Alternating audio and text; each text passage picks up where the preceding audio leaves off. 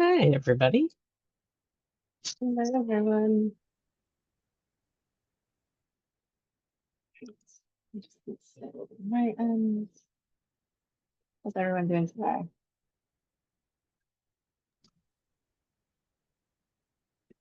Really good. How are you? Good, good. Surviving. Yeah, that's probably more like it, actually. Surviving is a good response. All right. So we'll kick off. I know people will just trickle in as time goes, but I want to thank our speakers for joining us today on how to manage a open source project. So I just go around the room and give introductions. And Chris, we'll start with you since your camera's off. Hmm.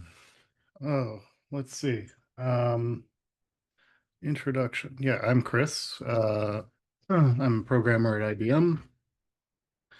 What else do I do? I'm a co-chair TC39, which is the standards body for JavaScript, as well as its security task group. Involved at the OpenJS Foundation on the Cross Project Council, as well as the standards group and security group there. Participate in OpenSSF, mainly in the vulnerability disclosures working group, as well as the best practices working group. I am an open source contributor and maintainer. Some small projects of my own, other projects that are much larger. Um, Probably some other things I'm forgetting. Yesenia. Nice. Yeah. I'm the moderator for today, so I'm here to keep things flowing. But I am a senior program manager at Microsoft, co-lead for the Beer Working Group and co-host of the What's the Sauce podcast. Adolfo, we're going to jump over to you. Introduce yourself. Hey, yeah, I'm Adolfo Garcia. People usually call me Puerco. I, well, for my day job, I started a small company back in January this year. Um, still surviving, and I think we're building great things in the security space. And then here at the OpenSSF, I maintain a bunch of the technical initiatives. I am one of the lead maintainers of Proton and OpenVex. I also contribute to the security baseline. And usually I'm also working on some of the Salsa tooling as well. And yeah, I came onto the OpenSSF via the Kubernetes project, where I also lead some of the sub teams in release engineering. Very cool. And then is it Brandon? Is it what? Oh, switching over to the next speaker. Sorry. Yeah. Brant. Brand. Thank you. Yeah. So I'm Brant Keller. I am I'd say a maintainer within the OpenSSF and the CNCF in particular. Uh, Most particular, I work on XARF within the OpenSSF and do a lot of work there, as well as within the CNCF, kind of within the more of the technical advisory groups space. So trying to be an enabler, trying to get people talking together, trying to fix broader problems than any single project. And then yeah, in my free time, I try to contribute and help other open source projects here and there. Very nice. So we have a good diverse group of folks working on different projects across the CNCF and OpenSSF. So we'll kick this off with how did you get started and what was your path from open source contributor to now project maintainer? And Adolfo, we'll start with you. Yeah, sure. So I I started getting involved with um, open source really early, submitting small patches to fix things in Perl modules. Then I started contributing on the PHP website when I was using PHP. And when I really started getting deeper into open source was, so I've always worked for my own company. So I'm I'm working on one now, but before that, I used to work on just for a brief period. I worked for 20 years on my own startup. And one of the things that you get when you work on a startup that is small and has been doing the same things for a long time is that you start craving for more interesting things to do. And then when we started using Kubernetes and I started getting, well, noticing the community that was forming around it, I saw that they were working on the same problems I was working on much faster in much more interesting ways and collaboratively with a wonderful community. So I went to my first KubeCon, and when I saw how those people were together working, I just fell in love. And so I said, well, my next goal in life, I want to join those cool people. And then I started submitting patches and attending meetings. And yeah, so I started getting involved with the people who are probably some of my best friends right now. So yeah. Awesome. We do make a lot of besties here in the open source. Uh, we'll kick it off to you, Brent. Yeah, I think for like really getting started, the journeys are always a little interesting and maybe spicy along the way. For me, it was kind of working for companies who didn't understand open source and trying to, similar to Puerco, of like, there's a delta here between we try to do it all ourselves and it's good. But if you look out in the open source and there's like really great things happening, it's way more sustainable. And so I kind of saw that early on in a lot of companies that I worked for, and it didn't really grasp how great it was. And so for me, it was like still in my junior years of like, how can I help? And it would all be like personal side like projects and whatnot. Just going in and being like, I just want to listen to what you all talk about. Like, how do you approach these problems? And try to capture that. I've always been a note taker, so maybe very very subtle help along the way, but like so just jump in and try and offer like, how can I help? I'll take notes, and then little bug fixes along the way of like, hey, let's fix your documents. I tried to use your project as a very fresh perspective, and here's what I came across, and it doesn't match what I see in your documentation. So just trying to help with things along the way, and I probably still do those things today. But I think that's a kind of how I kind of entered the space and then worked my way into, either A, working on the logic behind things, or B, just trying to enable people to get past their own roadblocks. Guys, yeah, note takers are very important in the open source space and the collaborative. So even folks coming in, that's all you do is take notes. We will love you. As you said in the in the comments. Apparently you're wanted in all meetings. Chris, over to you. How did you get started in your path from contributor to maintainer? I actually went the other direction, from maintainer to contributor. The vast majority of open source projects are solo maintainer projects, by far. Minority of projects actually have two maintainers, and then even less have larger bodies with governance and all that sort of thing. So a long time ago, when I had less gray hair, or no gray hair, I created an application, and that was my first open source application. And if you do that, congratulations, you are now an open source maintainer. Later on, created some small libraries for a relatively newer ecosystem that was just based out of need. Oh, there's not something that already does this, so I'm going to write it and I'm going to make it available to people. And then it was only later that I really started to get more involved with reporting bugs to projects. That became, oh, I can't wait around for this, and I'm going to fix myself and submit a pull request to a project. And then even years later after that, just getting more involved in the open source world. And then I was asked to help out on security on a large project, and that ended up led to me being on the technical committee for that project. So that's kind of in a nutshell. It's nice to see how the I've different gotten paths. involved. Thank you, Chris. This is for folks that are interested in maybe being an open source maintainer and starting their own. Like, how do you set up a GitHub repo that just has a clear strategy and is welcoming to contributors? Brent, we're going to start with you. Absolutely. This is a really good question because I don't feel like there's ever truly an endpoint.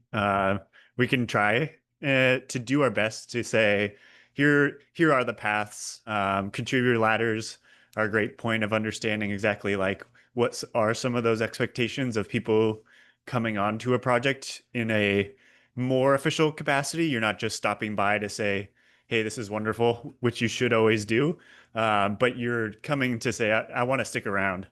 And so we can try to make our docs better. We can try to build templates into issues and pull requests to say, hey, have you thought about these things? Because they make the process more fluid for everyone.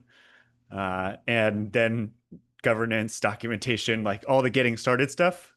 But I don't know that there truly is an endpoint because I feel like those things are always like trying to figure out what does good enough look like so that we can continue to move on. Oh, good points. Chris, I'm sure you have some gems to share with our listeners on ways to set up for clear strategy that welcomes contributors. Ways to set up what? Sorry. How to set up a GitHub repo with clear strategy that welcomes contributors. It's sort of an odd question, I think, a little bit, because if you're just setting up a GitHub repo and you're just getting started on your project, you probably, talking about strategy and welcoming contributors is you're maybe getting a little bit ahead of yourself there. Again, going back to the fact most projects are solo maintainer. Unless you have something crazy revolutionary or new that everybody's going to want to use, you're probably not going to get that many people to use your thing in the first place, and then even a higher bar for getting contributors and people that will actually do anything for your project. So I would say you really want to crawl, walk, and then run, and not go too big. And you have a brand new project that you're setting up and you're creating a repo. You don't need to go and create a whole bunch of governance documentation and how this project works. And keep it simple. Start out with a basic README for your project. Larger projects will have like a contributing guide that explains, how the project operates and how, pull requests are reviewed and merged and that sort of thing. But I mean, if you're just getting started setting that up, that's probably overkill. So just keeping it simple, saying we welcome pull requests, we welcome bug fixes. If people are going to be using your application, def or library, a security policy is really important, even if it's just saying, please report security issues here to an email address or what have you. And I would say that's where you'd want to start. Yeah, I have something to add. One of the things that I've noticed while, especially mentoring, and this goes mostly mentoring, I would say kids. I mean, they're fully grown men, but like to me are kids, like younger folks that are coming out of university and so on. I think the thing they're looking for the most is some sort of direction. And usually this means that your project should be very open and vocal about two things. One, issues, like create issues.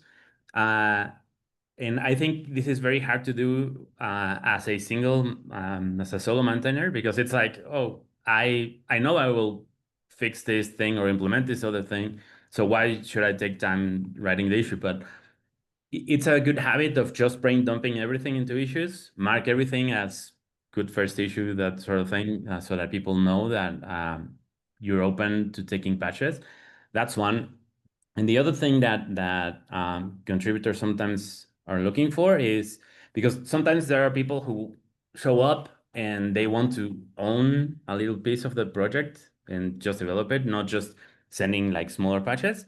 So if you publish like some sort of a roadmap of where you're trying to go, that's also helpful. Because I mean, this is like the roadmap is something more expensive and more difficult to do, but in larger projects, especially when you're running community meetings, like for example in Kubernetes, people show up and like, so I want to help, what do I do? And then unless you have like a clear road of where you want to take the project, it's very hard to give them something. And people will sometimes be shy about asking. So if you publish things, it's easier for them to just pick up issues and start working on them.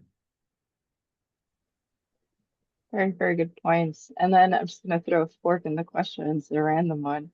In your experiences, what have you seen to help grow? Because we have projects that have single maintainers, right? But then all of a sudden, overnight, some of these projects the adoption just grows and shoots up, versus some that just remain very active by the single maintainer. Like from your experience, what have you seen helps this like growth of user adoption that comes as like overnight, quote unquote, viral?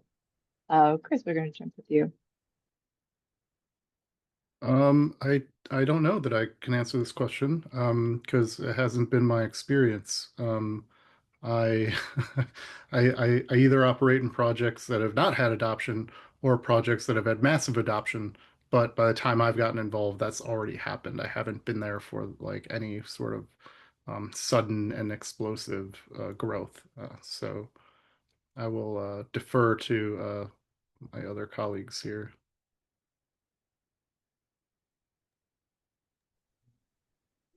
I'm gonna leave this open for Puerco to give his insights. I'm really curious too. I would also not make the claim to have been like a part of a viral moment, right? I think I have been trying to think more on like the growth side of open source projects on a very small scale of how if I can bring in 10 new contributors or 10 new adopters in some way, then I would say like for any given month that may be a positive impact to the project. And just thinking about some of those things, like I think that there's only so far with solving like niche use cases that you're going to see adoption, like growth adoption over time.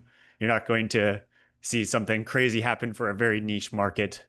But that niche market could still be very important to the people using it and meaningful. And so I think there's a very healthy balance there. But overall, I think it's just trying to find the best places to like create some publicity around the project of, hey, if this niche market really serves this group of personas, are we doing anything to try and highlight this project to those personas so they're even aware that it exists? Yeah, I don't know. So I think the of the ones that I've been involved from the beginning, probably the most largely adopted one is OpenVex. And that one came, I think, so Vex was a concept that a number of people were looking to build together. Like there was a community trying to define what Vex was, and then a bunch of proposals came, and then we in the project had one, and then it was just answering to a need that was out there, like plain in the open. But it was very interesting because initially we had a lot of adoption, and it's still out there. But then, since it's a specification, and one, it's very simple, and second, it's very stable, the community just dwindles. And every time I have to do like a presentation on Vex or whatever, I just go and look through GitHub of people using it. And there's a lot of people like coming up with new projects, and I find, oh, this other project now supports it, but that doesn't mean that adoption is not still going on, but it's invisible to the project, which is, I don't know, it's a very strange community. But what I'm trying to say is that we are not doing anything to cause that adoption. It's just, I think the project was there, showed up at the right time, people needed it, and then it just got life of its own. And more often, and yeah, I think that was kind of the case on that one. That's good insights. Yeah, it's just out of curiosity. It was just like, any of you have seen this or experienced it? We're going to take a quick shift left and talk about security. I know it was mentioned a few times in the discussion, so curious for whoever would like to start it off. How do you handle security issues like these incidents, these bugs, suspicious commits, PRs, and so forth?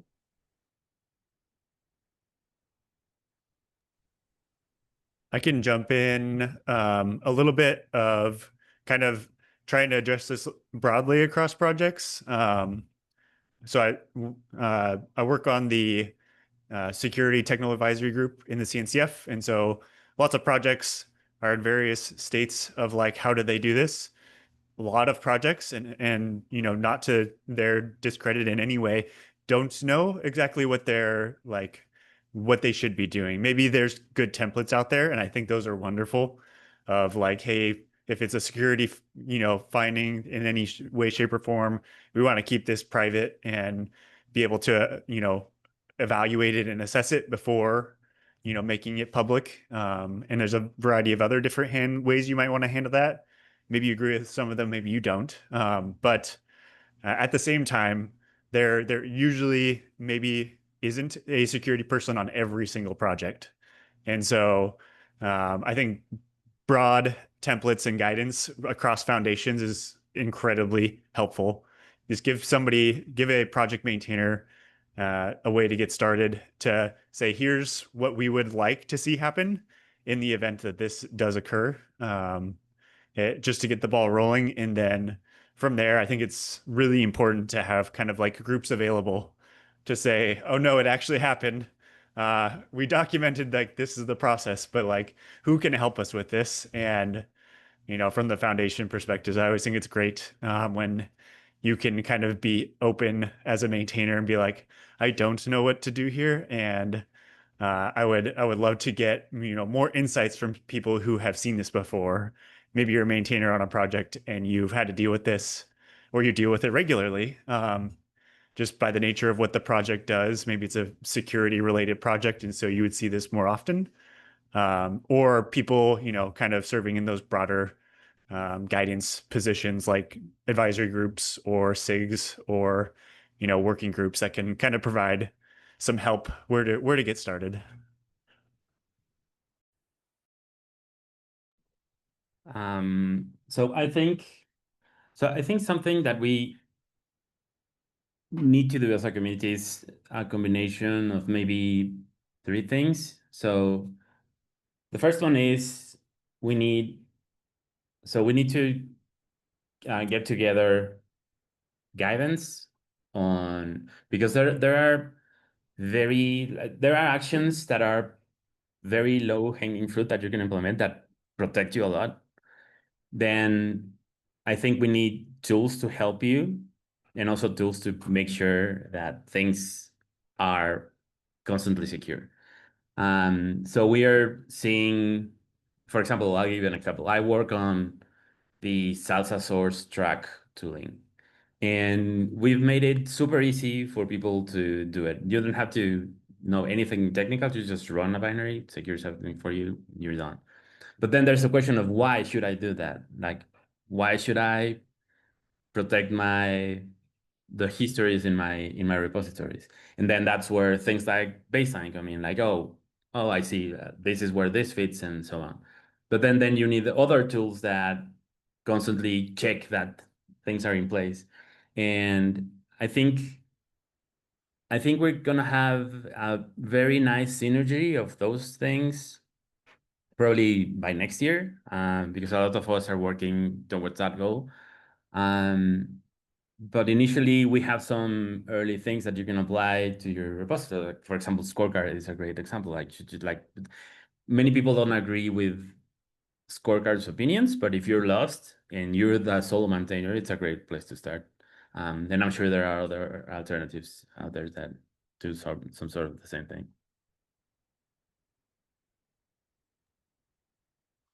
Yeah, thank you. Chris, is there anything you'd like to add on how to handle security issues? I don't know. It's such a broad topic.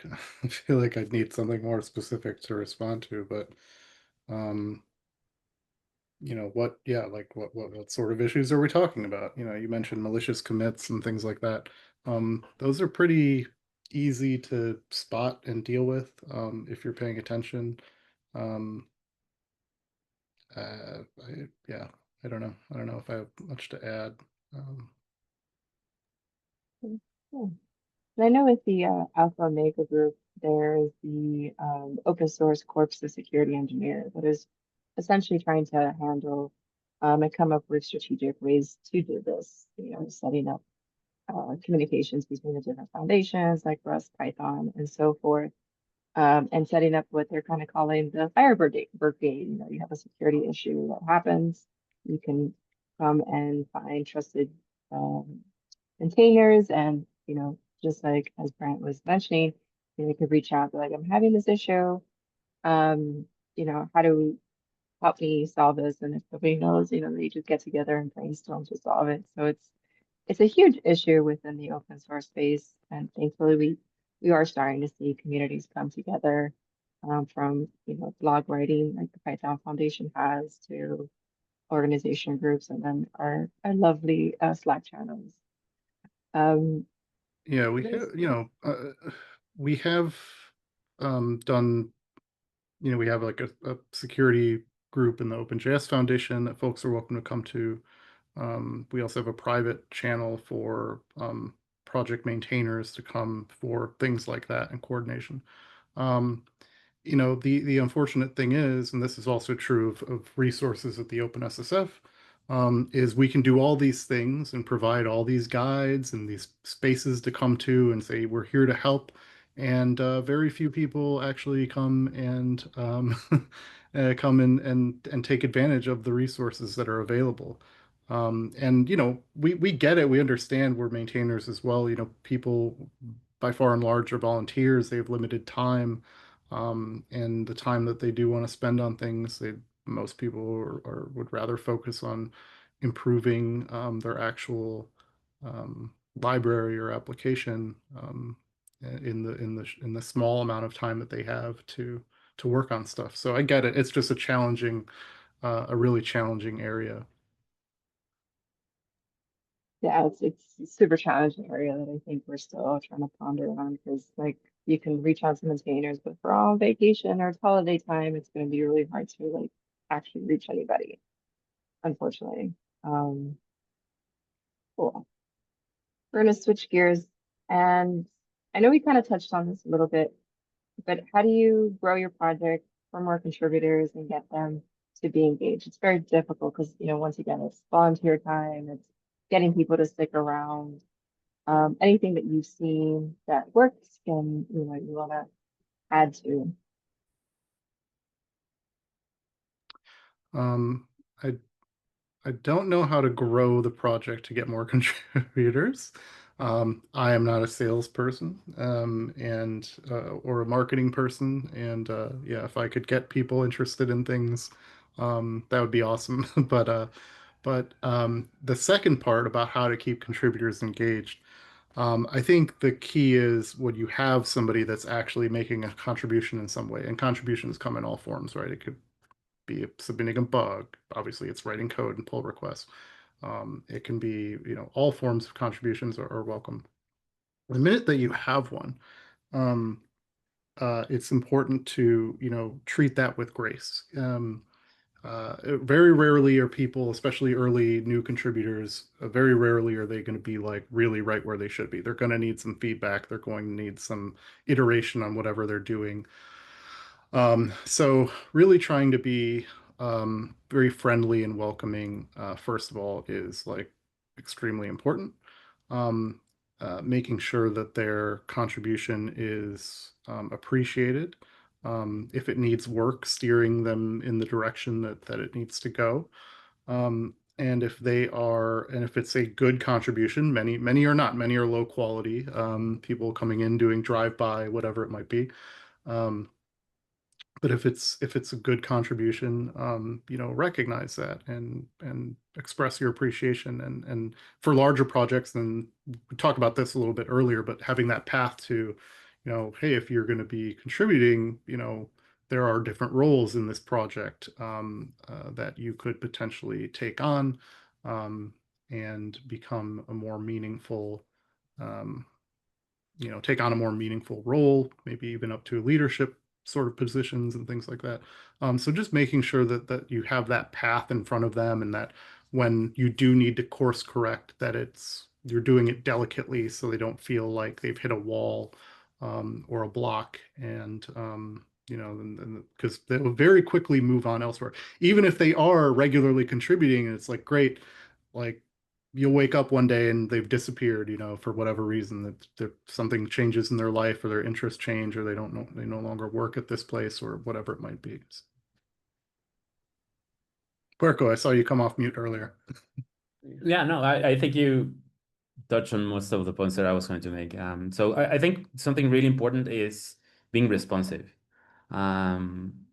So there's nothing more demoralizing than spending the time opening a pull request on a project and then seeing it linger there for, I wouldn't name names, but my oldest pull request is now, I think, 6 years old in a project and it still receives comment that it's about to be reviewed, which is not encouraging. And then the other thing that Chris mentioned that is super important is uh, whether or not the contribution is small or large, you need to make sure that, I mean, as an open source project, you will always appreciate the work that other people are doing for you, that they're helping the project grow and taking on tasks that you don't have time for. But it's very important to be open and explicit about it, because people will, I mean, as if you're helping someone else, you need to feel your work being appreciated, like being valued. That I think that's make it explicit, and always be thankful, and always make sure that folks know that there's no too small of contribution. I mean, I think Chris, you touch on some of those drive-by junk contributions that sometimes people will open a pull request for correcting, like adding a space, things like that. That's not what I mean. Like even if someone spends 10 minutes just removing my typos, which there are a lot on my documentation, I sincerely appreciate that, and I hope people always know that I am grateful for that. And if you're starting a project, make sure that you find your own ways of making that explicit. Yeah, I really like the touch points for responsiveness because it's a really difficult thing to do. It's a very personable individual thing of like a single pull request usually doesn't require only a single touch point. It's not pull request open, hey, this looks great, done, merge. It's hey, here's some feedback, and okay, wonderful, I've addressed that feedback. Hey, here's some other context. I forgot to include this context initially. So it's a back and forth. It's it's a very, delicate dance of trying to, keep people understanding like, yes, all of this is very valuable. Please continue. But there is often with a project like you come in and you're like, hey, I can fix this thing. That's wonderful. You can only really grasp so much context around a project with like so much of your time. If you have unlimited time, by all means, go learn how the project works in its entirety. But that's not a requirement that's even realistic. You've identified something's odd here. You want to fix that one piece of the thing. Please do so. But there's always like hey, if you change that, that could impact, 3 other things in a negative way somewhere else. And so I do think that responsive piece within everyone's, mental capacities of not getting burned out is really important. And then I like the 2 ways of kind of framing this that Chris brought up of like, hey, you've got your contributor base, and how do you, kind of keep them engaged, keep them coming back, and do what you can. The other part is like the growing it aspect, right? And it's a really difficult problem. You almost have to change your mindset entirely of not keep people around, but like how do you get them in the door? And I don't know that there is a perfect strategy for that outside of like I think there is a lot to, you know, if somebody happens to come across your project or your documentation and they don't see what they're looking for, maybe there isn't a hook there that like keeps them coming back. And I think some of those hooks could be pretty generic, things like a roadmap. What problems do you intend to solve in the next year? And something that could be a year away could be something like that is super meaningful to that person. That's what they were looking for. That was the one thing. And so if you can give any hints or hooks of things that don't exist today but could exist in the future, then maybe you have another opportunity to, you know, encourage people to come back or encourage people to join you on the journey and help you get there faster. Yeah. I'll also mention, you know, for regular contributors, people you want to keep engaged, a sense of ownership and to some degree autonomy is also really important. And when I say autonomy, I don't mean, you know, you are part of a broader team. You can't just be going rogue and doing whatever you want, but like some degree of ownership on something, you know, like in the Express project, for example, we have repo captains. There's Express, the framework itself, but there's also like hundreds of packages that we also are responsible for. And every package has one or more repository captains, is what we call them. And so for a contributor to, you know, be making sustained and valuable contributions to a particular project, you know, eventually they're a good candidate to become a repository captain. And so that sense of ownership, you know, really, generally speaking, will resonate with people. Everybody wants to be important, feel appreciated, and things like that are a really good way to reinforce that. I also wanted to mention on the sort of the bad contributions, you know, like the bad faith contributions, spam stuff sometimes, whatever it may be, low quality stuff. Um, it's difficult, but it's important to be polite and respectful even with those as much as you can. And you know, I don't want to speak for anybody else, but you know, myself and some others, we do fail sometimes at this. Um, but the reason to be delicate with those folks too isn't really because for them, it's for everybody else. People are that may see that it's all very public, right? Most of the time, unless it's like a private security issue, it's all very public. So people are reading what you're saying, and they might not have that context. They might not know that that's a bad contribution for whatever reason. And they just see you being a jerk to a new contributor. That's what they might take away from that. Um, and you know, seasoned folks in open source aren't going to read it that way, but the newer contributors and the ones that you're trying to maybe attract that might be interested in your project that are even looking at it in the first place might be put off by that. So that's something we have to sort of strike a balance with as well, even though it can be quite annoying and time consuming to deal with those things delicately. I did just look up the oldest PRs that I can remember that I still have open for a project. They're almost 10 years old. And to top it all off, just last month they archived the project. So those will never get merged. That's sad to hear. Yeah, when I was referring to the low contribution, the low quality ones was that when you see those spam contributions, it's like, oh, thank you, this is not required, whatever, or just merge it if it's a space or something innocuous. But what I was mentioning was that sometimes if it's a small change or a low quality one, it's important to invest the time to grow that person into the project. Like, oh, thank you for your contribution. You won't say directly to the person that it's low quality, but rather invest the time in helping them. Oh, this is how we do things in the project, change this and blah, blah, blah. Invest the time in review. And then even if it's a small change, in the long term, it usually pays off. And yeah, don't be jerks. I agree. Yeah, that's an interesting point. It's definitely one of those that they can go back and read. And as, even too, just for listeners, if you're looking for a job and they look at your GitHub, repository and they look at the comments, they're gonna find those too. Before we close out, Stacy, do you have any questions for the group? Gosh, I wasn't expecting to ask anything, but Put everyone on the spot. right, yeah, it was my turn.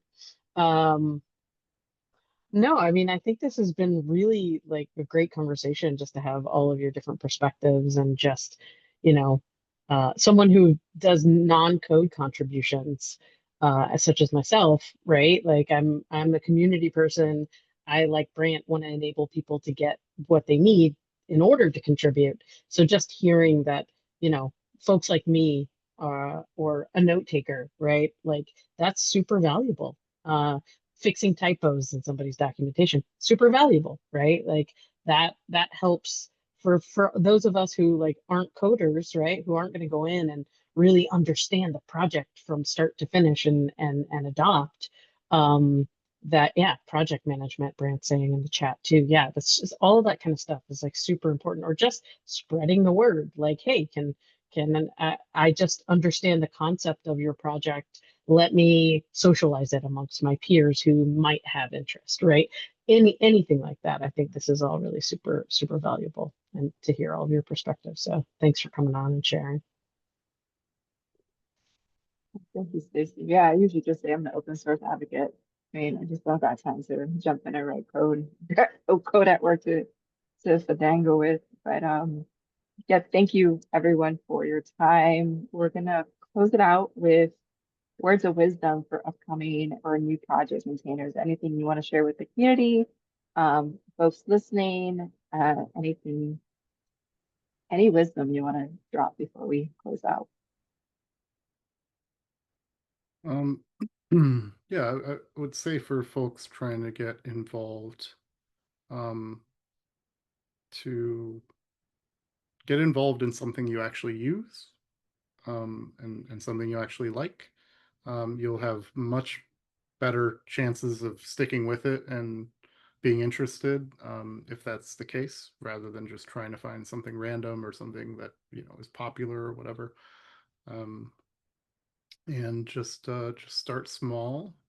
Submit a bug fix or a feature request just in an issue is again, creating an issue is a type of contribution to open source. And yeah.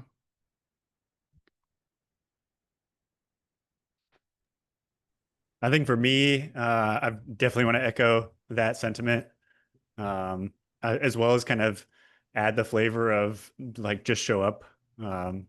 Like I think a lot of times you just kind of try to balance the cognitive burden of like, what do I do?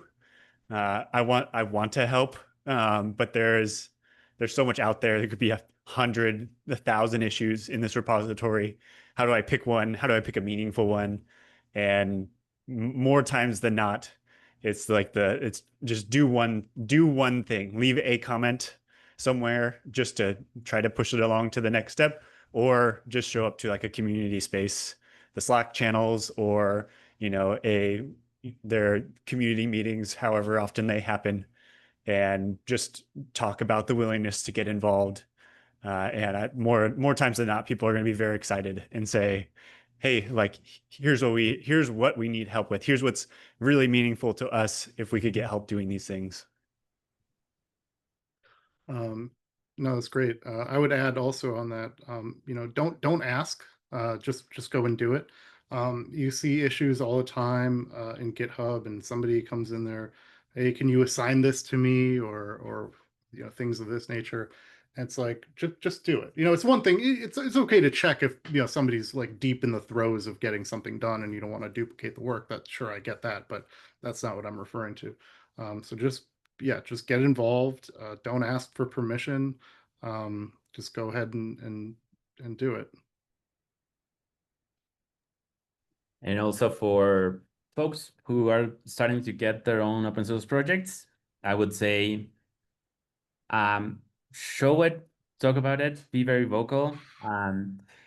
Other open source maintainers, at least I'm speaking for myself, we love your passion. We want to see what you're building. Even if you think it's something very niche, get it out there, because there are other nerds that appreciate what you're doing. We'll love to see your work. And yeah, just talk to us and others. We'd be happy to discuss whatever you're building. Love it. And then I know we have a Slack group chat. Go ahead and share your open source projects so that we can put this under the YouTube. So hopefully that can drive a little bit more collaboration to these projects. But thank you so much for joining us on today's Bears office hours. I hope you enjoyed how we maintain open source projects. Thank you to our speakers and Stacy for coming on board and spending time with us today. Hope you enjoy the rest of your day. Thanks, Thanks, everybody. everybody. Thank you. Thank you.